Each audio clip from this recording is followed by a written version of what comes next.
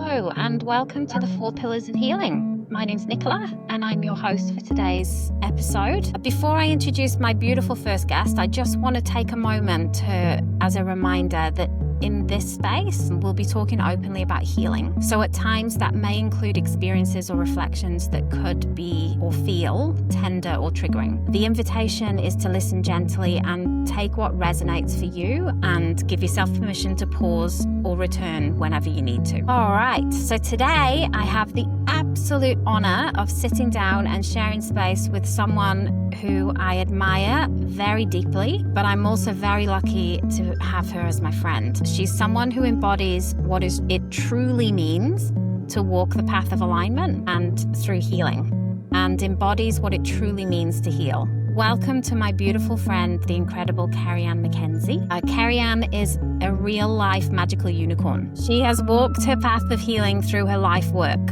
and she's an energy therapist and an intuitive guide.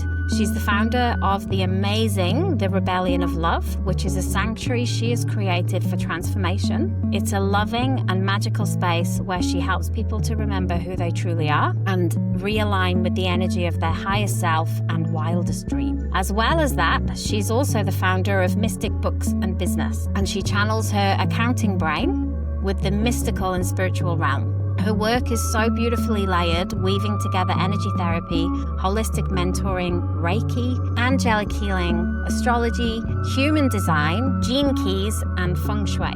But what I love most about Kerriann is her authenticity. When I first met Kerriann, she was working as an accountant. Amazing at it. She's an amazing accountant. But of course, she's a magical unicorn. And I couldn't quite believe that she wasn't already living and breathing spirituality or her healing work. And it wasn't long after that she dived deep into the study of manifestation and became the master of her destiny and began her own powerful healing journey. She's faced profound loss and trauma in her life, and instead of shutting it away, she allowed those unhealed parts of herself to rise so she could meet them with love and to truly heal, which is the foundation of true alignment. What inspires me so much about Kerriann is the way she not only created a life she once dreamed of, but the way she lives it. She embodies what she teaches. She's raising her children with the same magic that she carries within herself, and she's guiding her community back to their own wildest dreams with ease and with grace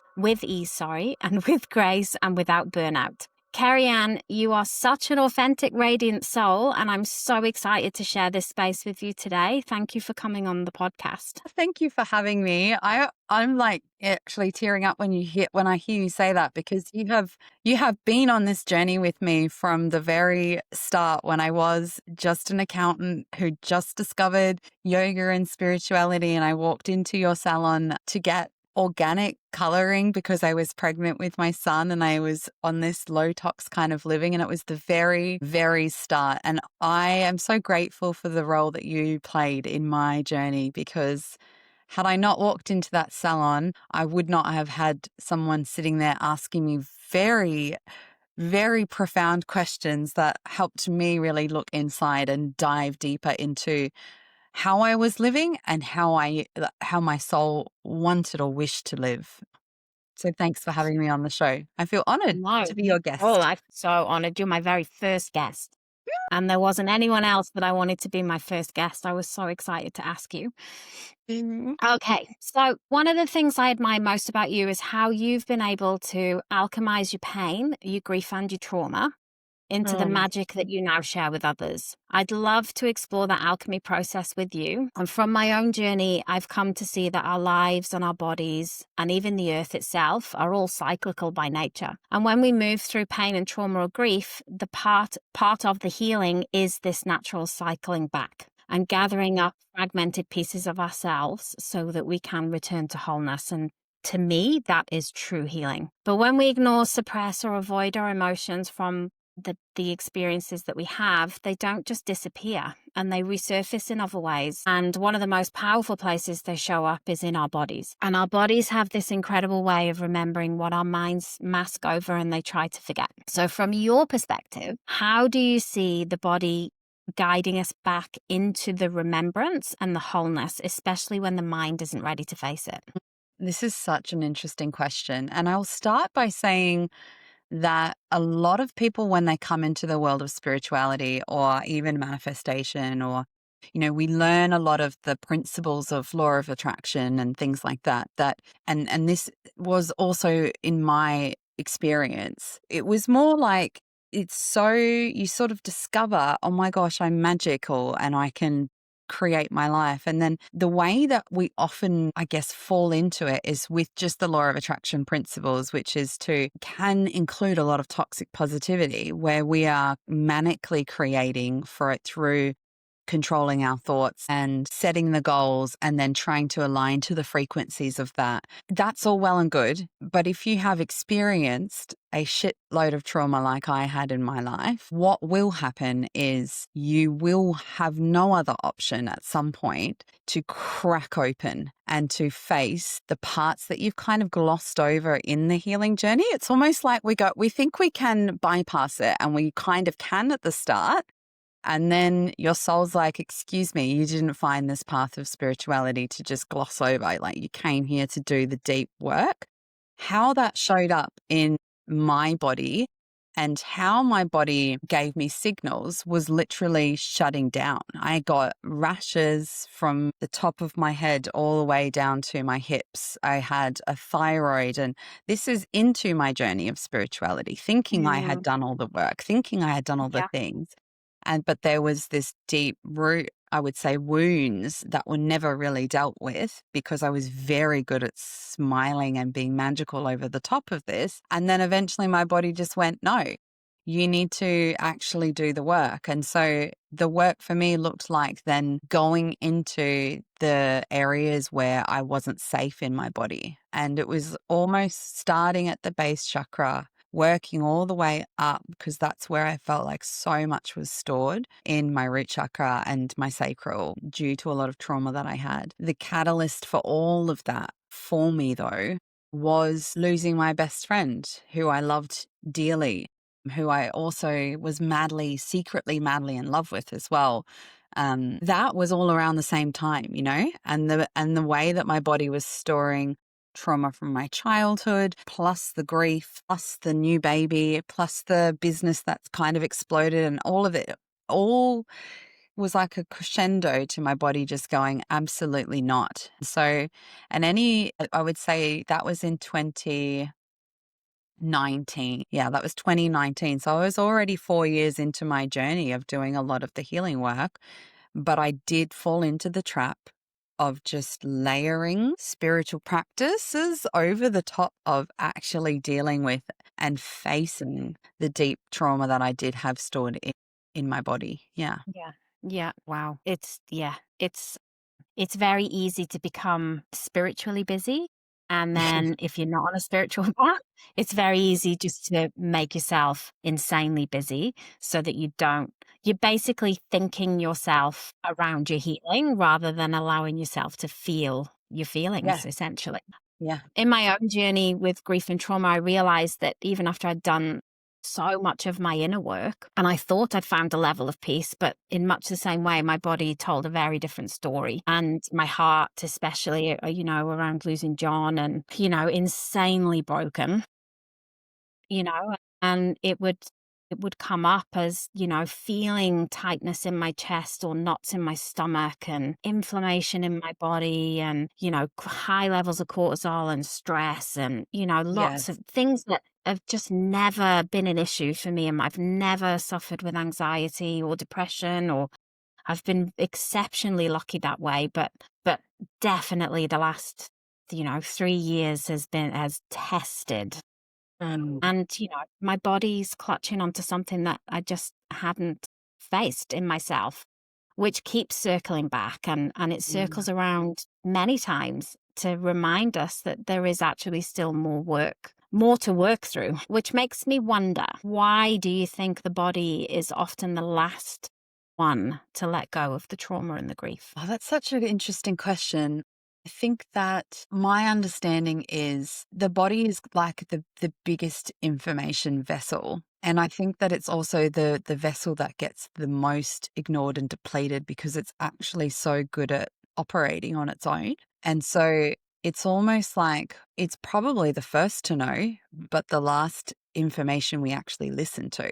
Because when we don't listen to our soul trying to communicate through feeling, when we don't listen to our mind that is, trying to egoically understand pain without just actually allowing ourselves to feel it. And I say this from someone who suffered tremendously from anxiety and panic attacks as well, which is essentially you not allowing yourself to feel deeply what you're feeling. I think it's almost like the body's like the last resort. It's like we've tried to communicate through your dreams, through your guides, through the universal signs, through your thought processes, and through the soul trying to really communicate with your mind, and you're not listening. And so now here's the body. And I think the body is it's already, I think it's the first one to deeply understand the pain that we go through, but it's almost like it's just the last one we listen to. And if we don't listen to the small first signals, the signals get louder and the body stores deeper. And when I do energy therapy work, we do some timeline therapy, and that's going back in the timeline and looking at where in the body did we store it? Where in the body did it get trapped? And often what people will experience is that it has a color, it has a shape, it has a feeling. Like it's not just, it's an energetic pool that's stored in our body. And I think that starts with the trauma and then it manifests as physical things. And this is just my opinion, but I think it then manifests as physical things that we have Yes, to listen to. And absolutely. with my anxiety, how I cured it, and it blows my mind because you think about having it pretty much my whole life since I was 12. And my partner and I had gone through a massive, massive issue, and he had decided to take time out of our relationship. And I was standing in my kitchen and I was like, and it was mainly because of my panic attacks and my attachment style and becoming very overwhelmed with abandonment wounds and whatnot. And I stood in the kitchen and I was like, fuck, I think I just lost my soulmate because I can't figure out why I have anxiety and panic attacks, and I'm making it someone else's fault or someone else's problem. And I'm very big on self-responsibility. And I stood in my kitchen and I asked, like, what is the thing? Like, what do I need to feel? What do I need to do? Like, I was so confused. And my body literally in that moment just spoke to me and went, you have a deep abandonment wound and you've never allowed yourself to feel it. And it was like my body and my soul was talking to my mind. And I just remember standing in my kitchen and I went, fuck it, I'm just going to feel. I'm going to feel it, and I'm going to let myself feel fully all of my trauma from my abandonment wounds from when I was a child. And it raced through my body, and it was peaked so high to the point where I thought, oh, I can't handle it anymore. And what was the most amazing thing is when I let myself feel it fully, it was like it was almost like it dissolved, and it just dissolved. And I felt it move through my body as an entire feeling that I just had spent my Wow. whole life avoiding actually feeling. And as Yeah. soon as I did that, it felt like the weight had been lifted from my body. And it Hmm. was something, and it was such a profound experience. It sounds very simple, but it wasn't. It was this most amazing feeling of just finally feeling. Yeah. And then it was noticing this tingly feeling, like physical feeling in my body of it leaving. And I've not had a problem with my anxiety since. And I think, wow, I spent my whole life just trying to avoid the pain of feeling like I was abandoned. And it's so, like it's an amazing thing to just feel it leave your body. Yes. Yeah. Absolutely. And I think it's important, it's an important message that you can relive your trauma through healing without reliving the trauma. Yes. It's not scary to take yourself back to something that was horrific that happened in your life. There is many ways that you can go back and heal that trauma without reliving the trauma. You don't need to read trauma, you just need to Mm, allow those feelings to come through your body. And one yeah. thing that's come up for me is with somatic therapies. I don't know whether Mm, that's been a part of your journey, mm, but I found, different somatic therapies have been such a powerful way to release what's been holding in the body when it comes to the emotional side of healing. And I found certainly with grief and trauma, everything in our body is so deeply connected. You know, that's interconnectedness comes through in our connective tissue. Like if we look at the science as well as the spirituality of it, Mm.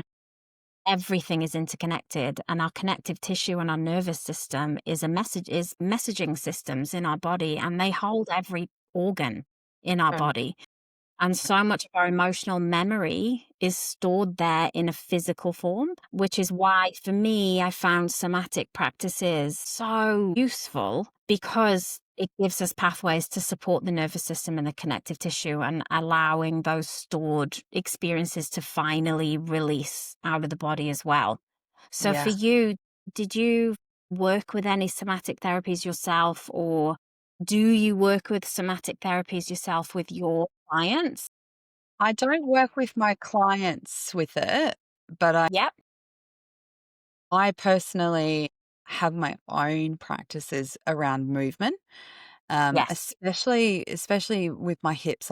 I think that for me, it's movement more than anything, and understanding vibrational, like the movement that I need to move with my body, but also working with music and the vibrations of music have been very helpful for me. But simple things too, like, and I do this with my clients, just shaking your body, right? Between when you're moving from one method or one experience to the next, just simple things like that, and bouncing, and moving your body in that way, I would say. And I mean, other things like breath work for getting into places that I haven't been able to. I don't teach breath work, but I do work a lot with breath work, and some of my clients are breath work facilitators. So it's nice to kind of co-create and co-collaborate in the healing journeys with the breath as well. But yeah, I think that the level of The Body Keeps Score has been one of my favorite books to read Yes. on my body storing trauma.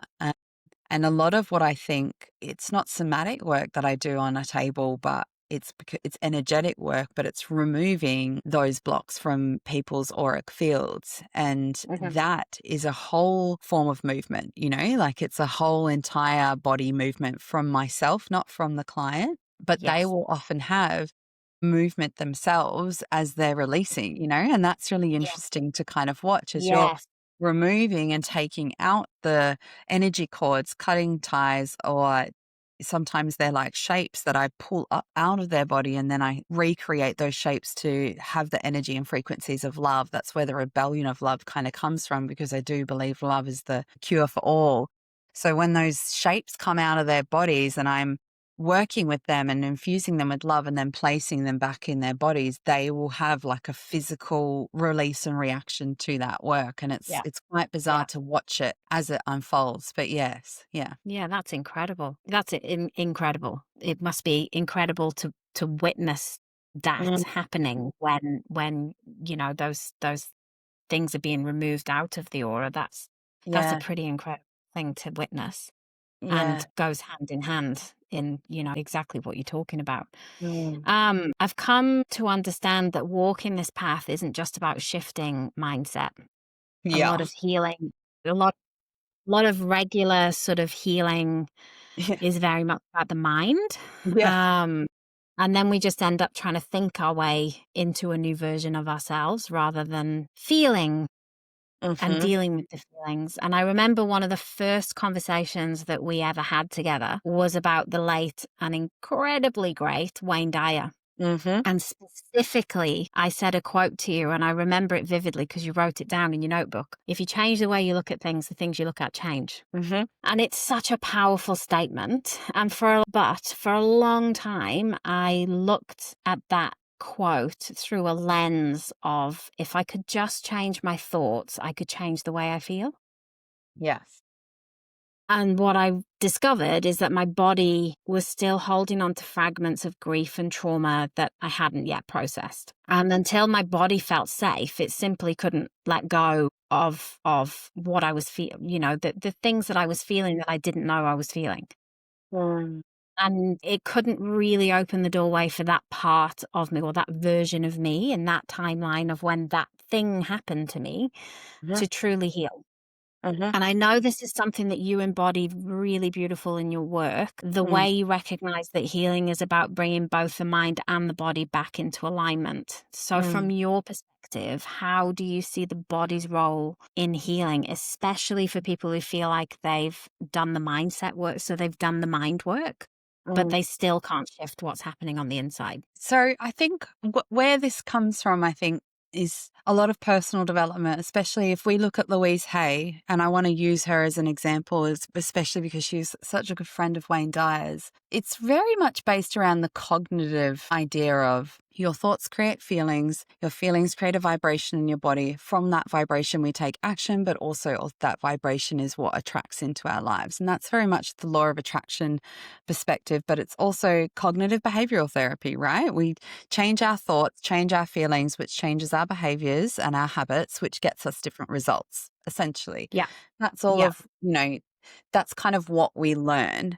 If you dive deeper into Louise Hay's work, you will discover many years after she talked about your thoughts creating a reality, she talks about anger being stored in the body. And if you don't get that shit out, it will always override by creating a baseline vibration. And so if Yes. your baseline vibration is your stored trauma, it doesn't matter what mindset work you do. It doesn't matter how many times you think your way through something. You can, clear that through your body, through so many different modalities that I think that you have to find the right one for you. There's no one right cure to fully be in your body and release trauma from your body. It has to be what works with you to create that safety within yourself. But I think that, and Louise Hay, I remember because no one talks about these after books that she wrote after You Can Heal Your Life. And in one of them, she was saying, I just need to bash out the anger and get it out by physically with a pillow, like hitting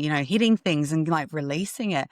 And I was like, why don't we talk about this more? Like, why don't we? And then the way that I experience it is that the body is essentially keeping like this, and I call it like the base vibration. And it's almost like a distortion that's in your body because of the trauma. And a distortion's not a bad thing.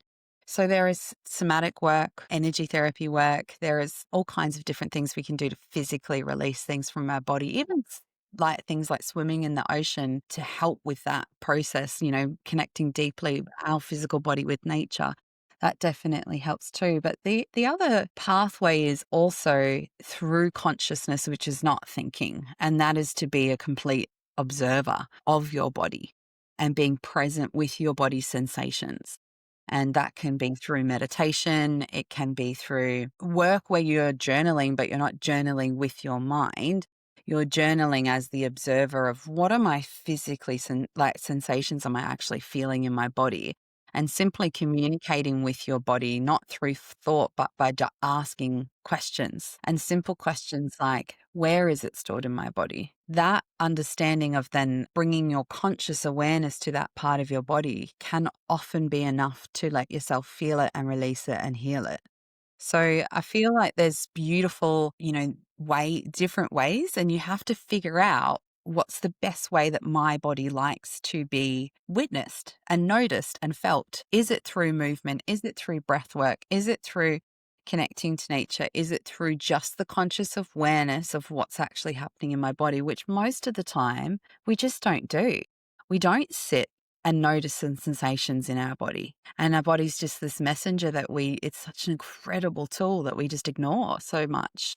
Yeah. So I would say that there's, well-intentioned people who teach the philosophy of your thoughts create your reality by thoughts create feelings. Feelings allow you to make better habits, decisions, and actions from. But if you don't figure out the baseline vibration of what's going on, you'll just keep repeating the same experiences that match the trauma that you've already had until you figure out how to process, feel, and let or release, shall I say, from your body the trauma that's stored there. Yeah, absolutely. Look, Louise Hayes, that book is incredible. It is That incredible. book, it's an incredible book. But I think you can go one step further, because if you change your thoughts, you change your life. However, there's feelings that have created the thoughts in the first place. Yes. So is it the thoughts that change your life, or is it dealing with the feelings to deal with the thoughts that change your life? And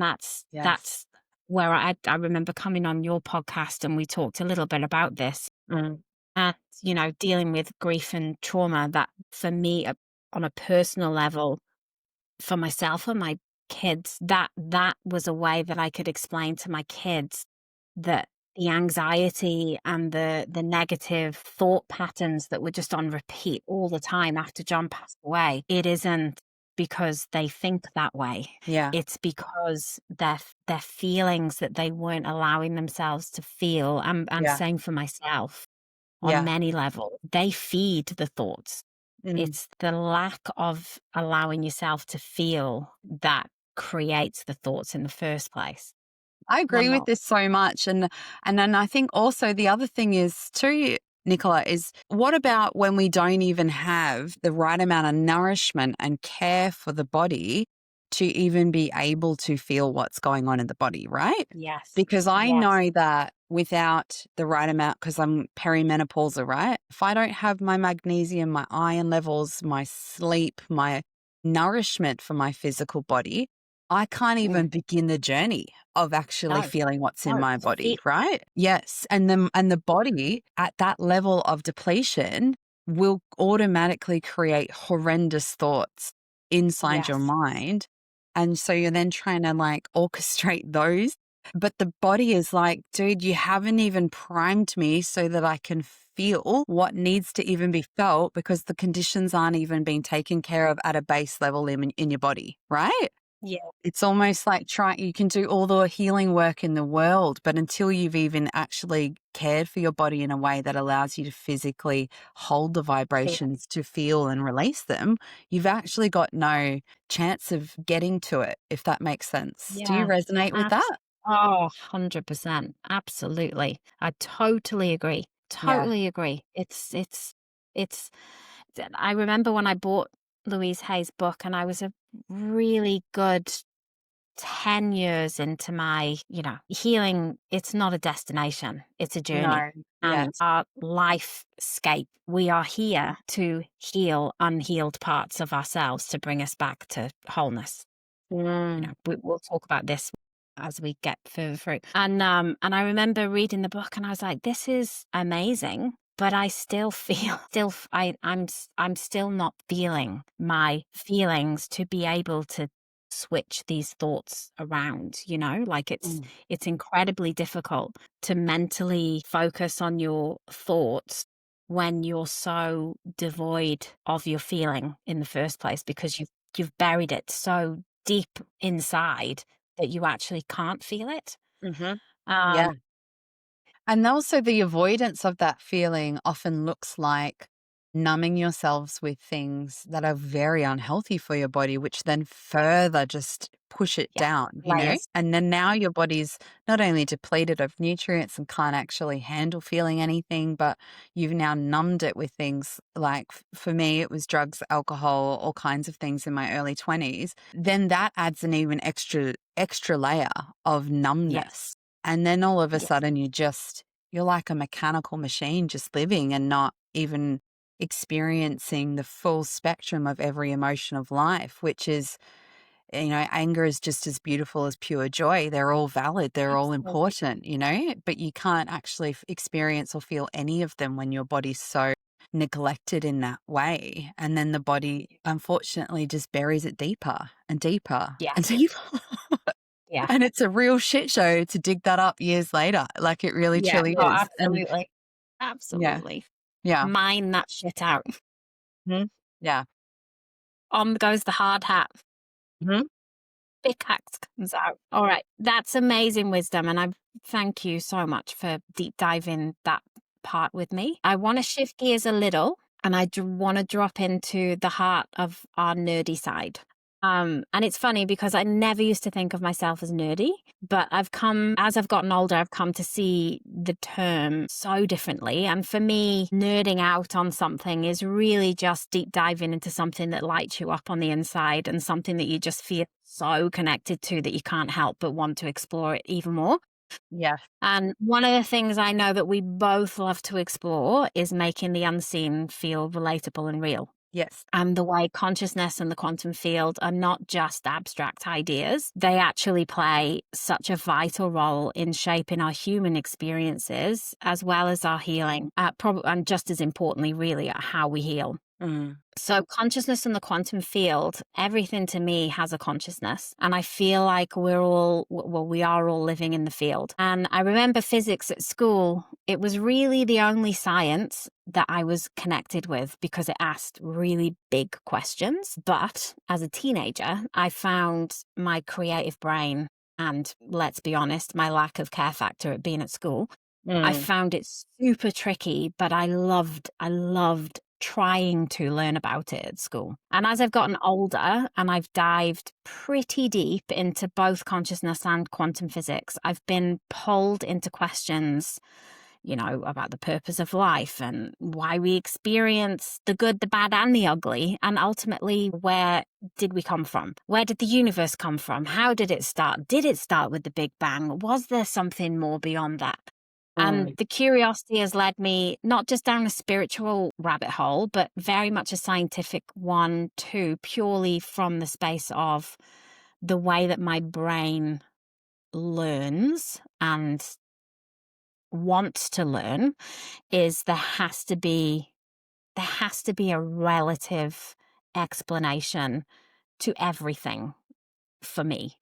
Um, and honestly, some of my most grounding moments have come from, noticing synchronicities and quiet nudges and the way that life responds to us when we are open to healing. And it all points to something greater than just having isolated minds and bodies from each other, and that there is something alive that's intelligent that connects all of us together. So, how do you describe consciousness and what on earth is the quantum field to you? Oh my gosh, this is such an epic question. Okay, let's start with consciousness because honestly, I have contemplated this, I think from a very young age. I used to stand when I remember being really little and standing and looking at the stars and being with friends and looking at the stars and then and at the time I would just guess I was a kid. I would just didn't think much of it. But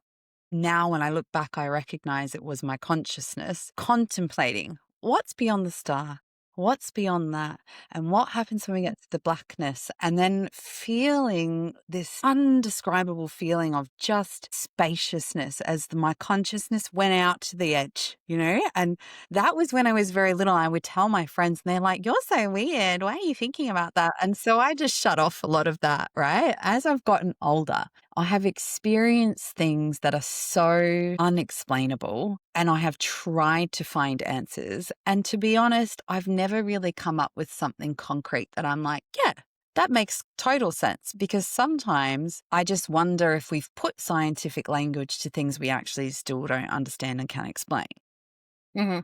Consciousness for me was a very clear moment in my life. I was watching Eckhart Tolle. I was very young, and it was a documentary actually about music and how that influences consciousness. And I was listening to Eckhart Tolle, and he was talking, and he said, how do you just, identify with your mind if you really contemplate for a second that how can you have a thought and know you're having a thought? And then my brain was like, what? Of course. Rabbit Like hole. if I am, if I can think and I can select the thoughts, but I can also witness and observe them, like what even is that? Right. And then that took me down my path of understanding what consciousness was, tapping into consciousness as far as my consciousness and awareness of myself, but also the collective consciousness. And so I want to say that consciousness is the essence of existence.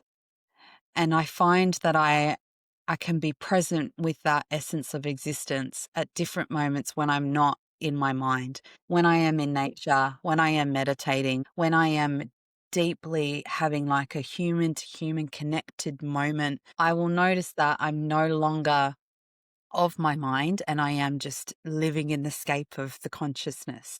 I think if you've never delved into consciousness before, hearing that might sound odd. So the invitation might be to consider consciousness as a place in which your soul lives and comes from, and also a place in which your soul connects and communicates to other souls. But they are all essentially part of the one thing as well and are Yes. interconnected. So that to me is probably how I most now currently understand consciousness. And when I'm thinking about another human being, and that human being can almost feel an energetic tug from me and think of me at the same time and call me and will say, were you just thinking about me? And I'm like, of course I was. Like, that's why you call it. That's the quantum field that we're really tapping into. But what's connecting us all within that is consciousness, I do Yes. believe. Yes. And that's my experience of it. And I see some insane things through my conscious mind versus my imagination and my mind. When I first discovered my ability to communicate with trees, that was a simple consciousness contemplation. And it was, I wonder what I amness feels like. If we were to put a feeling towards I amness, what would it feel like? And in that moment, all of my separation dissolved and I felt, and it was like for 3 seconds, but it felt like a lifetime. Completely no separation from myself and every being on the planet. And it was just mind blowing. And the trees along the sides of the road put this golden stream of light into my car and filled my body. And I just felt at one. And I was like, that's consciousness when you are completely removed from the mind, which Yes. forms separation, right, between the two.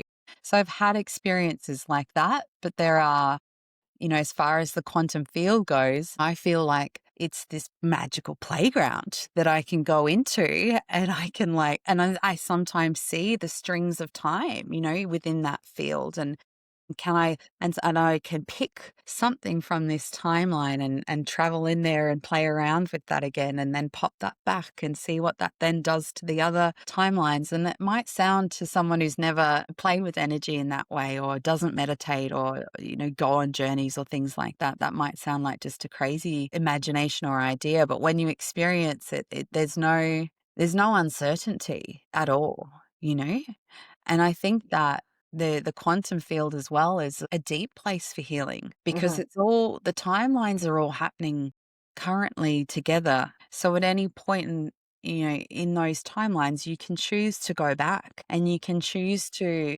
identify and feel the things from that timeline as an observer. So you aren't experiencing the trauma, you're reshaping the feelings of that trauma through the observation of it, but also through the malleable workings of the energy in that field in that moment of time. And you're also going back to feel that trauma or that emotion with the lived experience Yes, because yes, you are never yes, not back yes, in that time again. That time was that time. yes, If you're going back 20 years ago, yes, you're going back to that timeline with a 20 years of lived experience, and yes, you're a different version of yourself. Through yes, every experience that we experience, you become a different person yes, or a different version of you, not a different person, a different version of who you yes, are. Um, absolutely.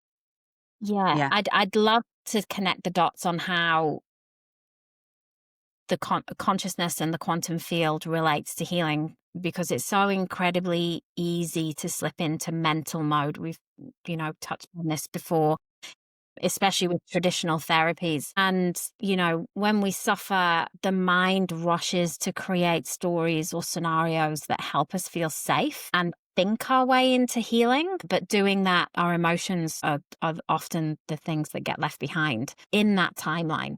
Mhm, And for me, that's where fragmentation happens, and mhm. the parts of myself that couldn't be felt or expressed in the moment Yeah. become super tucked away and very, very hidden. As a preteen, I experienced sexual abuse, and it taught me to live like that it didn't ever feel safe to be in my body.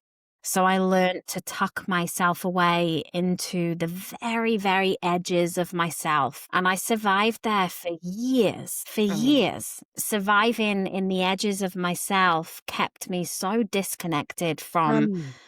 myself, had no idea who I was as a person, as a teenager, I stumbled through my teenage years. I've got lots of black holes in my teenage years because the trauma was so. Granted, was never, I never dealt with that trauma when as a teenager, and I wasn't fully able to inhabit my body or know who I was. And then at 20, when John came into my life, he loved me not in spite of my story, but because of it. And our experiences, he was the person and he wasn't even consciously aware, but he was the person that gave me the insight that our stories, good, bad, and ugly, we wouldn't be who we are today without them, right? We'd have there would be a different version of Nicola without the abuse that I went through as a child, or without losing John, the shit that's happened in life. Both mine and his love anchored me back into my body and taught me how to feel again, because I never felt that love that I had for him and his love that he had for me. That was it was a two-way street. It wasn't a one-way street. And then when he died, I felt myself retreat back into the edges because it's familiar and it's protective and it was safe, because it had felt safe for many years as a teenager. And it just meant that I didn't have to feel the full weight of what was happening. And my grief became super robotic. I was just going through the motions, not the emotions. And they were fragmenting away. They were getting left behind because I was up in my head mentally trying to get myself through it, which is naturally what anybody does. When you go through trauma or something unexpected that comes out of nowhere, you're mentally trying to workshop yourself through the process, and you just don't, you're not in your body. And I've spoken before, or we've spoken before, how time isn't linear, right? And it's, as everything, it's cyclical, and we are cyclical beings, and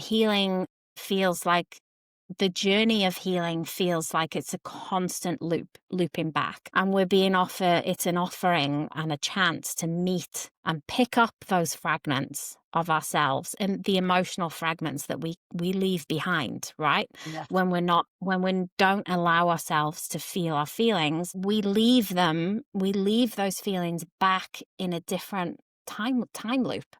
And then when in the now time moment, if we don't allow ourselves to feel it, then we're giving as an opportunity to go back and pick up the baggage that we left behind. Yeah. So I'd love to hear how you see the relationship between fragmentation and healing, because to me, when we fragment those emotions away from ourselves, because naturally we do that, then where do they go? To me, there's only one place that they can go, and that's out into the field, right? So when we're given an opportunity to cycle back around again, and we're picking those pieces up, we're hopping into a different timeline. But quite often, if we're not ready to heal, we just kind of like bypass that door, go for another one, a bit like Alice in Wonderland. Yeah. So I'd love to hear what you see the relationship is between fragmentation and healing, and how that fits into consciousness and the quantum field. Yeah, I think it'd be great to identify more like what you consider as fragmentation. Is it the parts of you that are left behind because you have abandoned that part of you through experience? I think when something is so traumatic that Yeah. you can't feel it, you Yeah. leave it Yeah. where it is, right? Yeah. Yeah. And so often, you hear of people on any journey of healing, they don't want to talk about the past because Sure. it's too painful, and I just don't want to deal with it. I don't want to Yeah. feel it. I don't want to deal with it. So where does it go? That is fragmentation of your emotion to me. So where is it, and where does it go? Okay. So something that And I will just touch on something you said earlier because it is so profound. And that is when we are creatures of trauma, especially in our experienced a lot of trauma in our childhood, we get really good at navigating with our mind chaos. And so the next time we're faced with something really traumatic, it's almost like we are so skilled at navigating that we can trick ourselves into thinking that we've healed it, if that makes Yes, sense. yes. Look, I've already done it. I've felt the feelings, I've done the things, but actually what's happened is you're so fucking good at chaos because you've had so much chaos in your childhood that you thrive in chaos. If there is a blow up in my life, for some wild reason, my brain will just become very laser focused on function and achieving and getting things done. And I operate like the almost like the best I've ever operated is through chaos, but that is a survival response for sure. And I think just acknowledging that for anyone who is listening and thinks to themselves, like, "Oh, but, I experienced this traumatic thing for the second time," right? We've come back in the loop and we've experienced it the second time and we're like, look at me, I'm a pro at dealing with this thing that keeps coming back. But it's because you're good at dealing with chaos because you're so good at surviving through it the previous times before it cycled back. Yeah. And so we can trick ourselves into not actually dealing with it because we've done that cycle so many times, and that's a key thing to understand about you. If you are really good in chaos, you're good at surviving, and because you've had to learn to survive from a very young age. That will allow lots of fragmentation to happen though, because now you've gotten very good at surviving through chaos. You can get fully in the mind, disassociate from your body, disassociate from all the things, and just like get things done. Understanding, are you healing? Are you dealing? Or are you very good at chaos? And are you in a survival? Because I think that sometimes the mind can trick us into thinking that we're okay when we're actually not dealing with Not. any of the Yeah, stuff. And then as yeah. far as the fragments, so my favorite thing to do with my clients, and this is circling back to what we spoke about when you are revisiting your trauma through the lens of your now self, we've developed such a going through life and not avoiding life and experiencing life and growing through life through contemplation, epiphanies, all these things expands our consciousness. When we then go back and start to take back the fragments of ourselves within the quantum field, we're doing that with this new evolved level of consciousness, which allows us to, in that quantum field, because time's all happening at the same time, we can skip, or I call it travel back, but it's not really back because it's happening now. But we can Happening now. Yeah. visit moments in our timeline and go and recognize and watch as a conscious observer and collect ourselves back by giving ourselves in that moment from our now expanded consciousness a different viewpoint of that circumstance through the energy of love, Yes. through the energy of love and compassion, and through the energy of witnessing. And it's almost like the witnessing is very similar to just feeling in the body. It's almost like just allowing yourself to consciously go to those places where you have left the fragments of yourself and witness yourself in that space and call them back through the energy of love, compassion, forgiveness, things that are going to allow yourself to be okay with those things that have happened without just shutting them off or disassociating from them, actually Yes. reintegrating that into your experience. And I think that that's where the quantum field can be very helpful for healing. And something else Yes. I do with clients too is we go forward to your 80-year-old self and bring that 80-year-old self who then has like such a high level of consciousness, because imagine an 80-year-old's consciousness compared to your own Wisdom. now. And then bringing your 80-year-old self to that place too, to give you then advice on whatever it is that you're currently trying to work on and heal, like something that's happening in your present moment.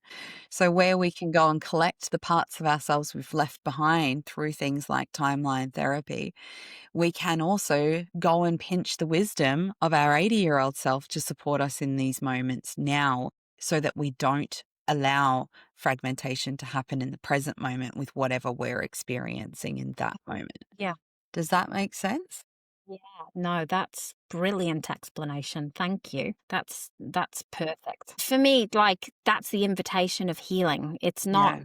it's not about, I think a lot of people get very focused on that they have to become someone else. When someone new, you just need to pick up the parts of yourself that got lost along the way, to return to who we are already, and that creates wholeness. Um, And which that's is where I too, right? That's Yes, acceptance absolutely. too. Yes. Yeah. Yeah, there's a whole bunch of things that are rolled up into that statement.